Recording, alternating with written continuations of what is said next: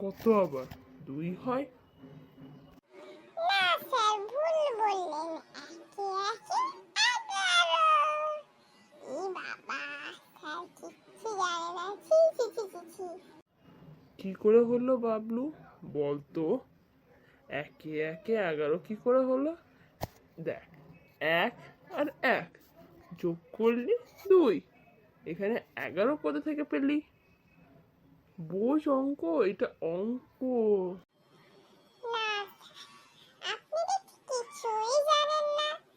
সেটা হচ্ছে, এই দেখুন, একে একে 2 হয় তো আমি জানি, কিন্তু দেখুন যদি যোগ না করি, 1 আর 1 দুটো যদি পাশাপাশি বসে কত হয়?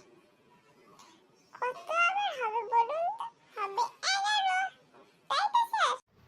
হ্যাঁ, সেটা তো ঠিক বাবু, তুমি তো ঠিকই বলেছো, যদি যোগ না করি 11 হয়। কিন্তু তুমি তো আমাকে বলনি যে কোন সেন্সে আমাকে কি করতে হবে, তাই দোষটা তোমার। স্যার, আপনি তো কিছুই জানেন না। দোষটা আপনার। আপনি কেন শোনেননি অঙ্কটা? আর আপনি আমাকে অঙ্ক পড়াতেছেন। ছি স্যার, ছি। লজ্জা লাগে না তো ব্যাপার? এই বাবলু, ওরকম কথা কিন্তু আমি বলবি না, আমি প্রচুর রেগে যাচ্ছি। স্যার, সত্যি কথা বলেছি বলে বলুন, প্রচুর গায়ে লাগছে, তাই না? এ বাবলু, দেখ, যদি আর এরকম কথা বলেছিস না, আমি তোকে প্রচুর মারবো, প্রচুর। এত মারবো তুই কেঁদেও লুট করতে পারবি না, মনে রাখ। স্যার, আমি না হেড স্যারকে বলে দেবো যে আপনি বলেছেন একে একে 2 হয়, 11 হয়, সেটাও জানেন না। যা, যা বলবো হেড স্যারকে, তখন দেখবি হেড স্যারই বলবেন যে একে একে 2 হয়। এ বাবা, তাই?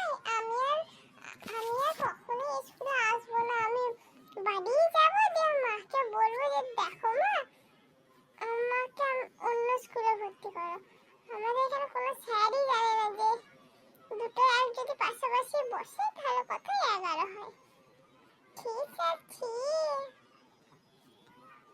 লজ্জা লাগা বাবলু, ভীষণ রেগে যাচ্ছি কিন্তু, মাকে বলবো?